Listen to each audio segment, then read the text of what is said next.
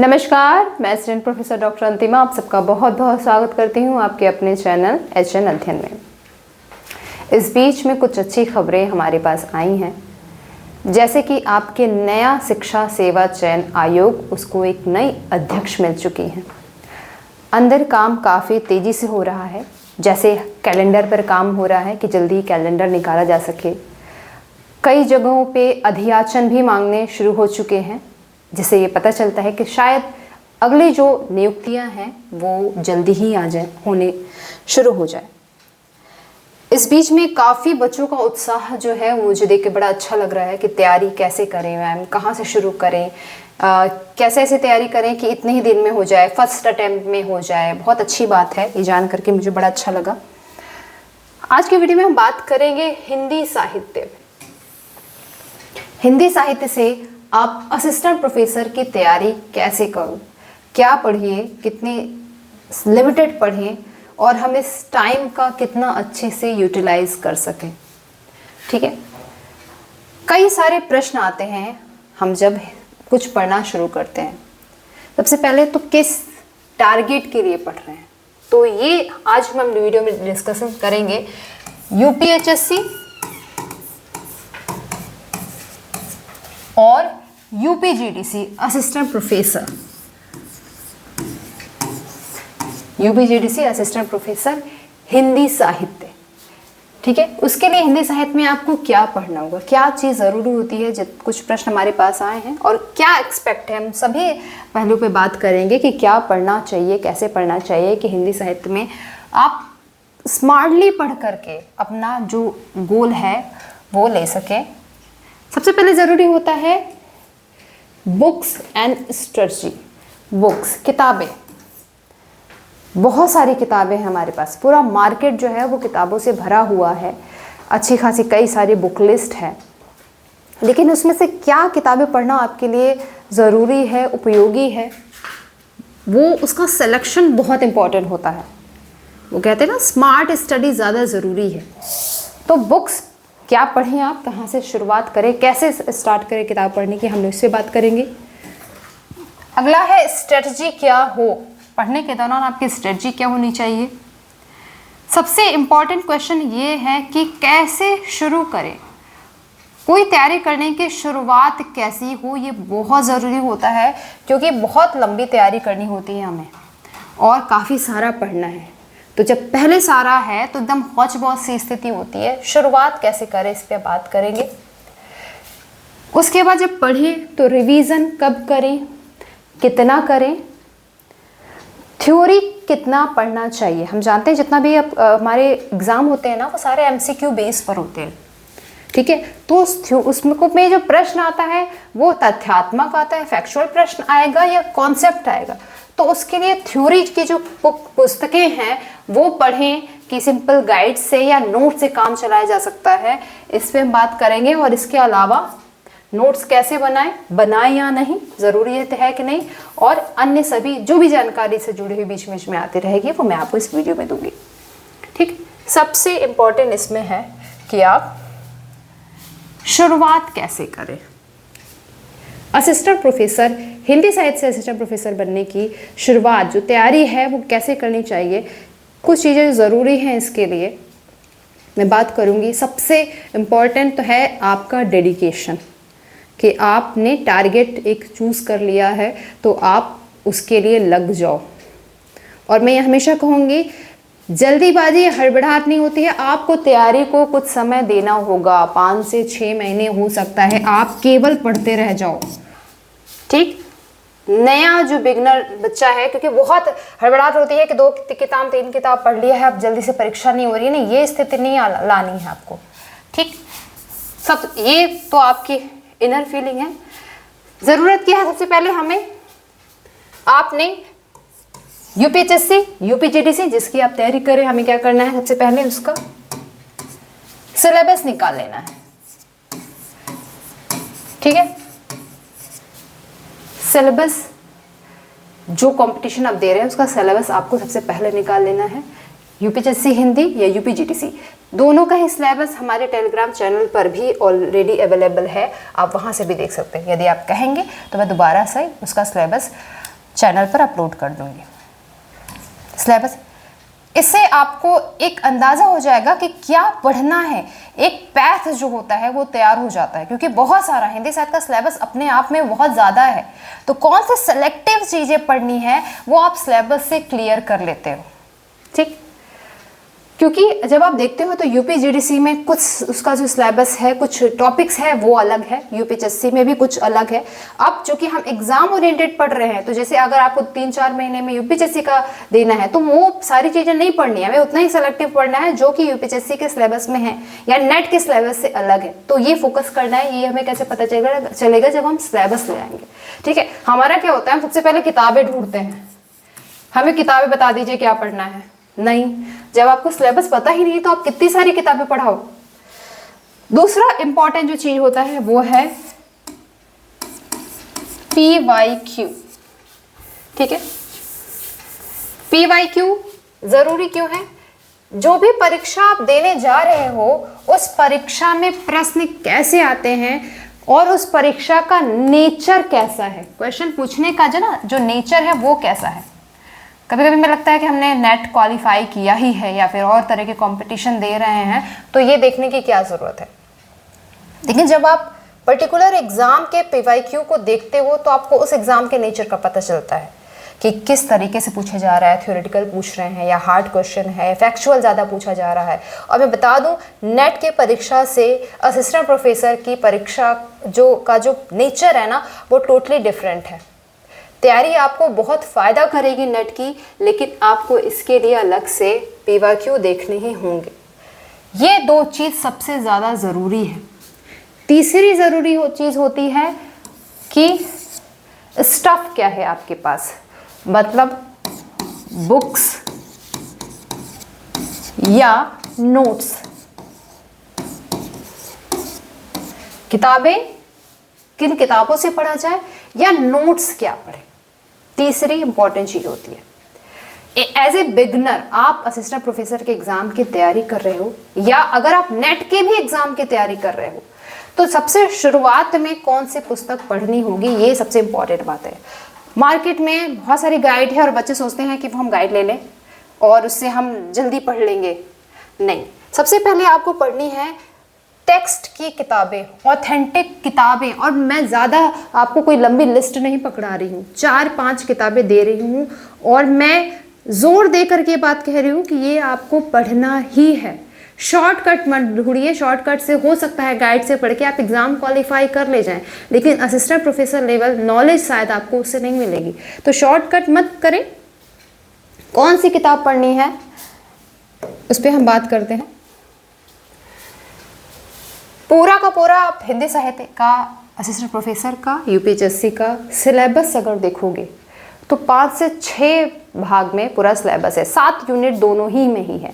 UPSC में भी 7 unit है और आपके यूपीजीडीसी में भी 7 यूनिट है।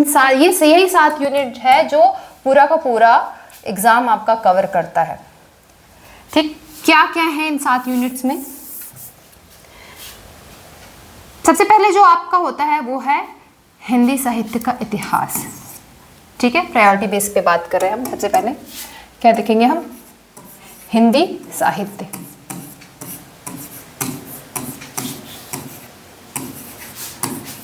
हिंदी साहित्य इतिहास, ठीक, पहला। अब इसमें आपको इतिहास भी इसका देखना है,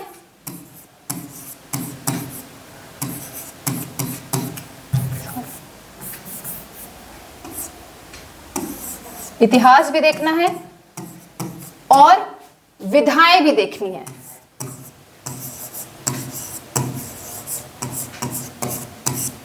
ये 2 भाग में है। यूपीजीडीसी का आप सिलेबस देखोगे तो 2 इकाई है जिसमें आपको हिंदी साहित्य का एक इतिहास, जिसमें आपको सिंपल काल विभाजन वगैरह पढ़ना है, और दूसरा जो है वो विधाएं हैं, ठीक है। तो हमने क्या देखा, हिंदी साहित्य के इतिहास में आपको इतिहास पढ़ना है और विधाएं भी पढ़नी है, ठीक। तो इसमें ये है, लेकिन इसमें हमें ये हमारा 2 यूनिट या 2 टॉपिक जो है वो कवर करता है। दूसरा है भाषा विज्ञान या हिंदी भाषा।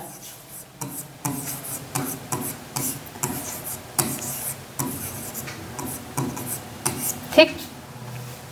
भाषा विज्ञान, जिसमें आपको हिंदी भाषा और भाषा के संरचनात्मक जितने भी प्रश्न बनते हैं वो सारे हिंदी भाषा में ही बनते हैं। ठीक है, इसमें कुछ इसी में पोर्शन में आपके कुछ सामान्य हिंदी से जुड़े जो प्रश्न हैं वो इसी के अंतर्गत पूछे जाएंगे।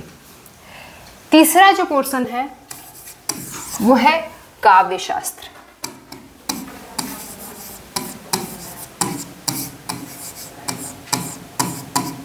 ठीक है, काव्य शास्त्र, इसी को साहित्य शास्त्र भी कहा जाता है। काव्य शास्त्र क्या है? इसके भी दो भाग हैं, दो भाग में डिवाइड करके हम इसको देखते हैं। पहला है भारतीय और दूसरा है आपका पाश्चात्य। भारतीय काव्य शास्त्र, पाश्चात्य काव्य शास्त्र दोनों ही महत्वपूर्ण है। हमने इसको क्लियर 3 से 5 लगभग टॉपिक जो यूनिट्स आते हैं उसको हमने इन तीनों भाग में समझा है कि ये चीज से आपके प्रश्न जो हैं वो अधिकतर पूछे जाते हैं। मैं आपको बता दूं, परीक्षा में 75% to 80% जो प्रश्न हैं वो इन्हीं पोर्शन से पूछे जाते हैं। ठीक है, ज़्यादातर जो पोर्शन है वो इसे कवर होता है। इसके बाद कुछ जो प्रश्न पूछे जाते हैं वो वाद हो गया, विचारधारा हो गया, और कुछ कहीं कभार कुछ जो सामान्य हिंदी के जो ग्रामर है उससे भी प्रश्न पूछे जाते हैं। आज की वीडियो में हम डिस्कस करेंगे जो मैथ्स प्रश्न हैं उसके लिए कौन सी सेलेक्टिव किताबें पढ़ें आप, क्योंकि हम एकदम बेसिक से स्टार्ट करना है आपको, और क्या पढ़ना है इसके लिए भी बहुत भंडार नहीं रखना है। 1-2 किताबें पढ़े, सेलेक्टिव किताबें पढ़े, लेकिन कंप्लीट पढ़े। सबसे पहले पोर्शन पे हम आते हैं हिंदी साहित्य का इतिहास। हिंदी साहित्य का इतिहास आप तैयारी कर रहे हैं, आपको बेसिक नॉलेज हिंदी साहित्य के इतिहास की पूरी होगी, ये मैं मान के चल रही हूँ। यदि फिर भी नहीं है तो एक बहुत सामान्य सी पुस्तक आती है हिंदी साहित्य का सरल इतिहास, जिसे हिंदी साहित्य का संक्षिप्त इतिहास भी कहते हैं। ठीक है, तो सरल इतिहास या संक्षिप्त दोनों ही आती है, जिस भी नाम से आप देख लोगे।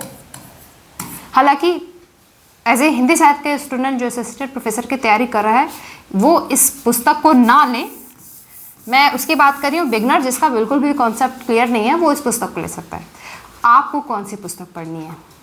हिंदी साहित्य के इतिहास के लिए सबसे पहली पुस्तक जो है वो है हिंदी साहित्य का इतिहास, डॉक्टर नगेंद्र और डॉक्टर हरदयाल द्वारा संपादित।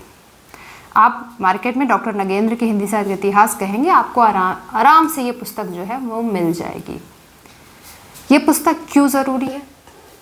थोड़ी मोटी है तो घबराना नहीं है, क्योंकि बहुत सारे पोर्शन जो है ये वो क्लियर करते चलती है। ये पोर्शन, इस पुस्तक में आप हिंदी साहित्य का इतिहास कॉन्सेप्चुअल से लेकर के तथ्यात्मक दोनों ही बहुत बेहतर तरीके से है। तो पहले तो आप इसमें इतिहास अच्छे तरीके से देख सकते हो।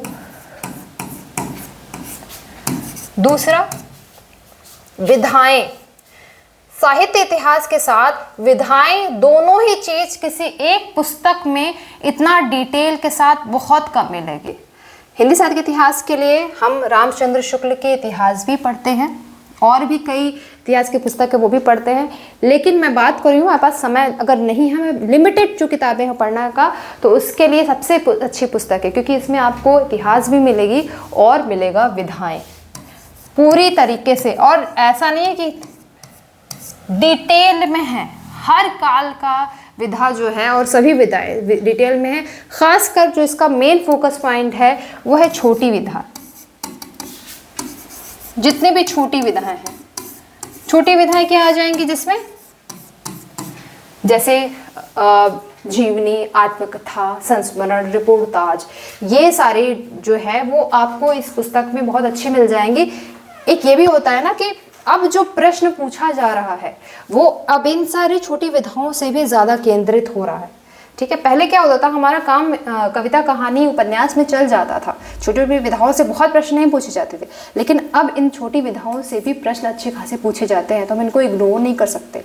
ठीक है, उसके बाद इस पुस्तक में विचारधारा की भी जो चीज़ें हैं, कंस्ट्रक्टिव चीज़ें, जैसे मार्क्सवाद हो गया, आधुनिकता क्या होती है, स्ट्रक्चरलिज्म क्या है, संरचनावाद क्या होता है, इस तरह के जो टॉपिक है ना विचारधारा के, वो भी या वाद के, वो भी इसमें आपको मिल जाएंगे।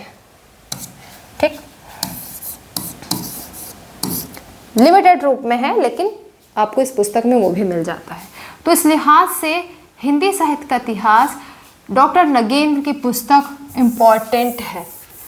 ठीक, तो बिना सोचे समझे, मेरे कहने पर ही सही, लेकिन ये पुस्तक आप ले लें ज़रूर और इस पुस्तक को लेकर के पढ़िए। तन्मयता से पढ़ने लगेंगे तो मुझे लगता है इस पुस्तक को पढ़ने में आपको 2 महीने लग जाएंगे।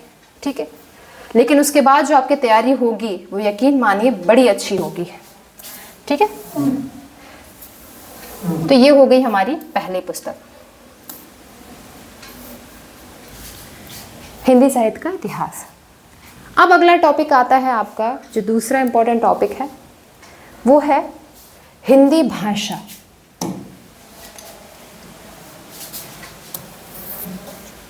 ये है पुस्तक हिंदी भाषा।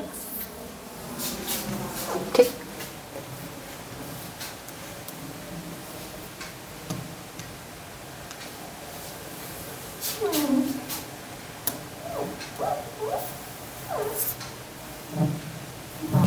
ये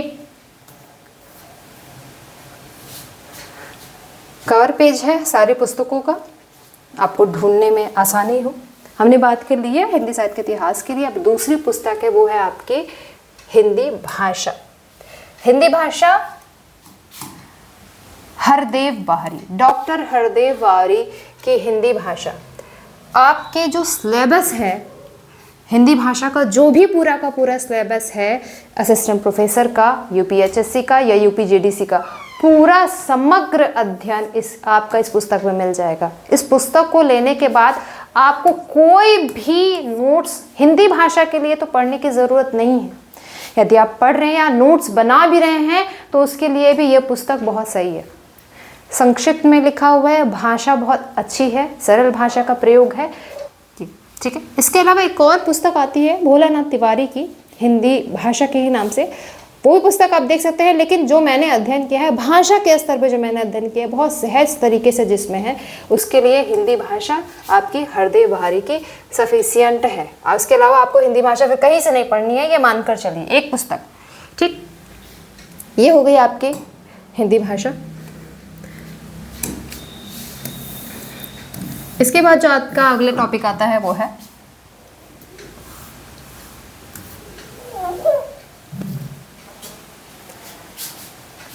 काव्य शास्त्र।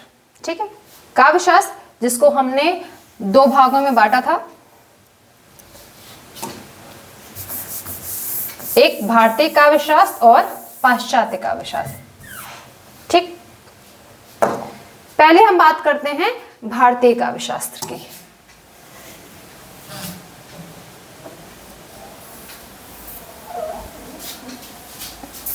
यह है आपका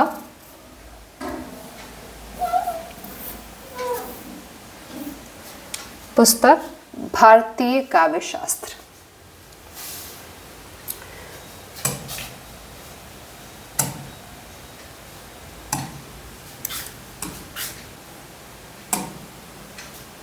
ठीक,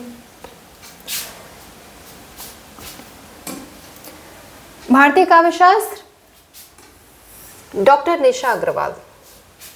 यह पुस्तक बहुत पतली सी है और कंटेंट इसका लिमिटेड है।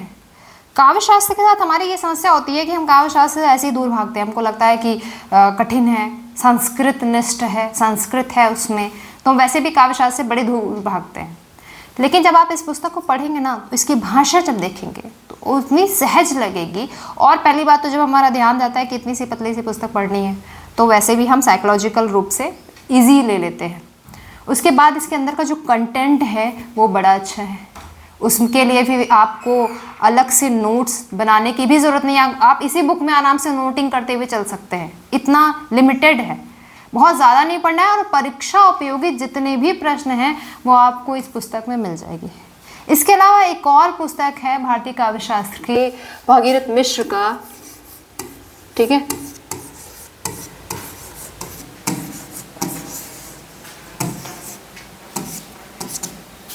भारतीय काव्यशास्त्र, आप ये भी पुस्तक ले सकते हैं।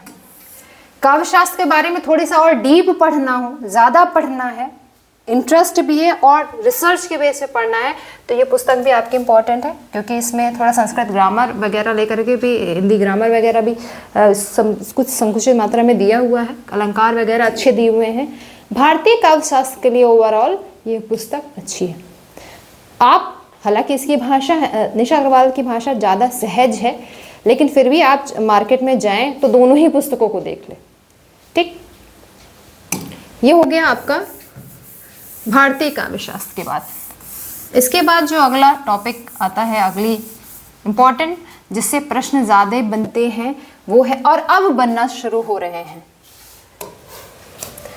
वो है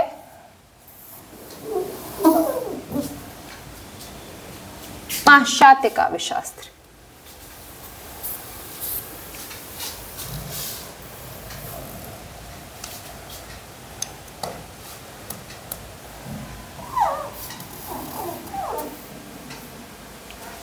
ठीक है, अब आप देखोगे आपकी परीक्षाओं में पहले पाश्चात्य काव्यशास्त्र से ना केवल 3 से 4 प्रश्न होते थे। कभी कभी ऐसा होता था कि शायद होते ही नहीं थे या 1-2 प्रश्न होते थे, लेकिन अब परीक्षा में पाश्चात्य काव्यशास्त्र से अच्छे प्रश्न पूछे जा रहे हैं। ना केवल अच्छे, बल्कि फैक्चुअल से हटा करके अब कॉन्सेप्चुअल प्रश्न भी पूछे जा रहे हैं। इसलिए पाश्चात्य काव्यशास्त्र के लिए मैं अलग से किताब लेने के लिए आपको ज़रूर सजेस्ट करूँगी।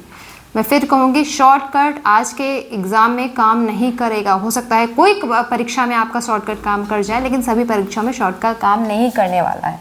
तो आप पाश्चात्य काव्यशास्त्र के लिए देवेंद्र नाथ शर्मा की पुस्तक, ये पुस्तक को मैं अक्सर सजेस्ट करती हूँ। भाषा अच्छी है, सहज है और समझ में आ जाती है। पाश्चात्य काव्यशास्त्र, भारतीय काव्यशास्त्र ऐसे विषय है ना जो हम शुरू से हिंदी साहित्य के साथ पढ़ना शुरू नहीं करते, और एक लिमिट पे जाकर थोड़ा क्लिष्ट लगता है।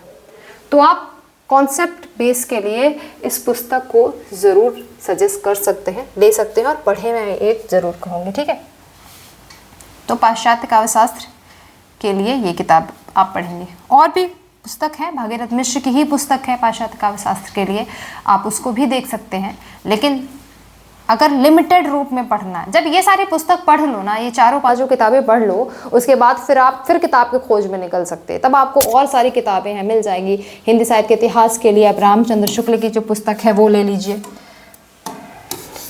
ठीक है, RCS रामचंद्र शुक्ल की पुस्तक हिंदी साहित्य के इतिहास ले लिए। तब जब आप ये पुस्तकें पढ़ लें और नोट्स वगैरह जो है वो ले लें, लेकिन ये जो 3-4 बेसिक किताबें हैं ये आपको पढ़नी ही हैं।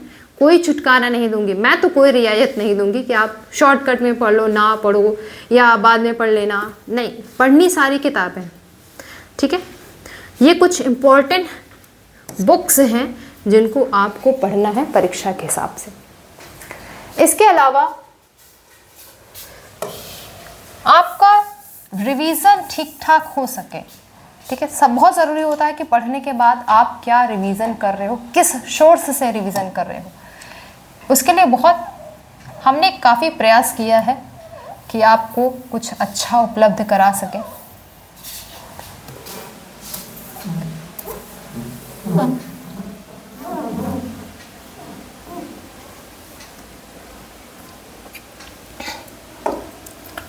ठीक है, हिंदी साहित्य के नोट्स,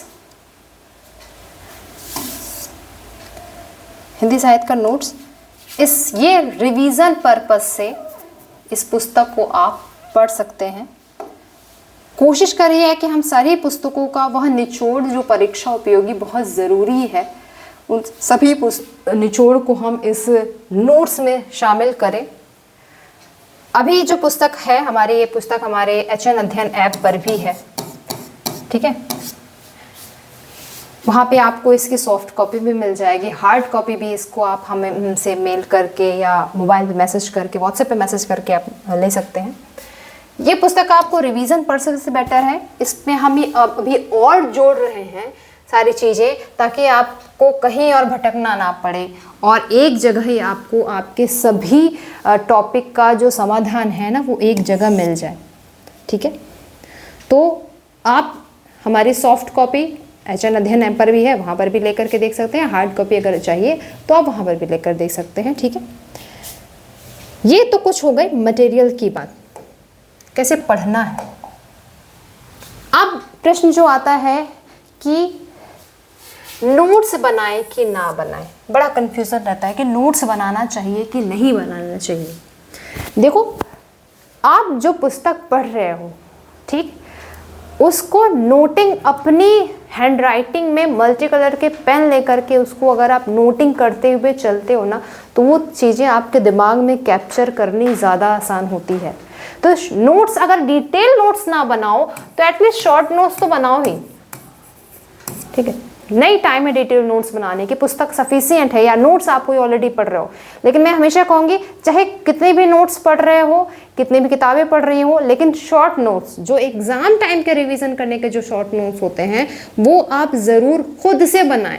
थोड़ी मेहनत उसके लिए खुद से करें। हाँ, आप ये भी कर सकते हैं कि जो आप नोट्स ऑलरेडी पढ़ रहे हैं ना उसी में चीज़ें नोट करते हुए चलें, लेकिन आप ज़रूर नोट्स बनाएं, शॉर्ट नोट्स ही बनाएं। कितना अभ्यास करें या रिवीजन कैसे करें। देखो, शुरुआत में आपको क्या करना है, एक टॉपिक जो है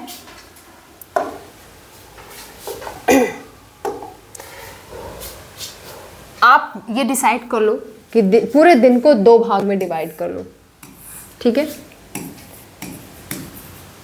और कम से कम 2 टॉपिक आप एक साथ लेकर के चलो। जैसे आपने एक टॉपिक में ले लिया इतिहास, जैसे आप हिंदी साहित्य का इतिहास पढ़ रहे हो, ठीक। दूसरा ले लो काव्य शास्त्र या भाषा विज्ञान। 2 यूनिट, मेरा मतलब है कि 2 यूनिट आप साथ लेकर के चलेंगे तो ज़्यादा बेटर होगा। आपने ले लिया पाश्चात्य काव्य शास्त्र, ज़रूरी क्यों? क्योंकि पूरे दिन एक मोनोटोनस नहीं होना चाहिए कि आप एक ही चीज़ पढ़ रहे हो। थोड़ा चेंज करने के लिए, हमारे ब्रेन को भी थोड़ा डिफरेंस देने के लिए आप कोशिश करो कि आप 2 टॉपिक पढ़ो। पूरे दिन को आपने 2 भाग में डिवाइड कर लिया है। अब इन सभी, जैसे आपने हिंदी साहित्य को ले लिया, इसको आप टॉपिक और सब टॉपिक में डिवाइड कर दो। और मैं हमेशा कहूँगी टॉपिक ना छोटे लेना, जैसे आपने 3 कवियों को एक साथ पढ़ लेना है। अब पूरे डे को याद में ये कंफर्म कर लो कि आपको ये फला फला 3 कवि जो है वो एक दिन में ख़त्म कर लेना है। ठीक, ये सारा आप लगभग 1 वीक तक करोगे। ठीक है, उसके बाद आप लास्ट वीक में, वीक के वीकेंड्स पे आपने क्या करना है, आपने पूरे सप्ताह क्या पढ़ा है उसका रिवीजन हर सप्ताह के शुरुआत में, मैं कह रही हूँ सप्ताह के हर वीकेंड्स के लास्ट में आप उसका रिवाइज करोगे। जब परीक्षा पास आ जाएगी तो फिर आप ये महीने पर भी बढ़ा सकते हो, क्योंकि फिर हमें टाइम जो है वो बहुत ज़्यादा कंज्यूम हम नहीं कर सकते हैं। लेकिन शुरुआत में रिवीजन कब करना है, हर सप्ताह के बाद आप देखो कि आपने पूरे वीक में क्या पढ़ा है और आपने जो टारगेट बनाया था तो वो पूरे वीक में ख़त्म हुआ कि नहीं किया। तो ठीक, तो ज़रूरी क्या है, आप पूरे कितना अभ्यास करें और रिवीजन कैसे करें, ये दोनों आपको ये चीज़ें समझ में आ गई होगी। ठीक, बाकी नोट्स बनाए कि नहीं बनाए इसमें हमने बात कर ही लिया है। कैसे पढ़ें ये भी मैंने बताया, और हम खुद हमारे HN अध्ययन ऐप पर भी हिंदी साहित्य के ऑलरेडी हम बैच चला रहे हैं, पढ़ा रहे हैं, जिसमें मैं आप खुद पढ़ाती हूँ और भी कई अनुभवी प्रोफेसर्स उस पर पढ़ा रहे हैं आप लोग को, जिसका पूरा डिटेल आपको हमारे ऐप पर मिल जाएगा। HN अध्ययन हमारा जो ऐप है उस पर मिल जाएगा। साथ ही हम टेलीग्राम चैनल पर भी, अपने यूट्यूब के कम्युनिटी पोस्ट पर भी लगातार पोस्ट करते रहते हैं। कोई भी अपडेट, कोई भी नया बैच जो चल रहा हो उसके बारे में भी आपको बताते रहते हैं। इस समय आप देख सकते हैं हिंदी साहित्य का प्रीमियम बैच चल रहा है जो बहुत ही रीजनेबल। हमने कोशिश की है कि आप ये जो इतनी सारी किताबें खरीदते हो ना, ढेर सारे नोट्स, ढेर सारी किताबें, उन सब के एवज में आपको एक जगह सारी क्लासेस, हर चीज़, हर नोट्स जो है वो उपलब्ध हो। और इस समय ये केवल बहुत कम दाम पे आपको सारी सुविधा मिल रही है। 777, ठीक है, 777 रुपये में, 777 रुपये में आपको ये पूरी सुविधा मिल रही है, जिसमें क्या क्या मिलेगा? यूपीएचएससी और यूपीजीडीसी प्रोफेसर बैच, ये स्पेशली टारगेटेड है। इसमें साथ ही हमने यूपी पीजीटी को भी कवर किया। यूपी पीजीटी मतलब जो प्रवक्ता का है वो भी बैच ही है। एचपीएससी का प्रोफेसर बैच, एचपीएससी के फॉर्म आ चुके हैं, बहुत बच्चों ने फॉर्म भर दिया है। यदि आप ये 777 का बैच लेते हैं तो इसमें आपको एचपीएससी प्रोफेसर बैच भी मिलेगा। साथ में कॉम्प्लीमेंट्री कह सकते हैं, बहुत important, GS batch. GS batch UPHSC और यूपीजीडीसी के अकॉर्डिंग, हम जानते हैं यूपीएचएससी और यूपीजीडीसी में दोनों में 30 नंबर का पूछता है जीएस। इंपॉर्टेंट है ये 30 नंबर परीक्षा के लिए समय। तो जिसमें जीएस बैच में आपको पूरा हम ये पढ़ा रहे हैं जीएस जो यूपीएचएससी यूपीजीडीसी में आएगा, उसके साथ हम जितना भी पढ़ाते हैं और एक्स्ट्रा आपको क्लास के पीडीएफ में वगैरह भी हम उपलब्ध कराएंगे। टेस्ट सीरीज हमारी चलती रहती है, topic to topic wise, unit wise भी, और लास्ट में हम पूरा कंबाइंड टेस्ट सीरीज आपको देते हैं। लाइव डिस्कशन, ग्रुप डिस्कशन होता है समय समय पर, जिसमें बच्चों की जो भी समस्या है, व्यक्तिगत रूप से भी जो भी समस्या है, उस सबको हम इस लाइव डिस्कशन में सुनते हैं। और इसके साथ लाइव और रिकॉर्डेड क्लासेस आपको मिलेगी। ये एक ही बैच लेने पर आपको ये सारी सुविधाएं उसमें मिल रही है, और वही 777 रुपये में आपको ये सारी ही सुविधाएं मिलेगी। मुझे लगता है अगर आप सबका PYQ ही खरीदने जाओगे तो ही आपका इतना रुपया हो जाएगा। ठीक, इसके अलावा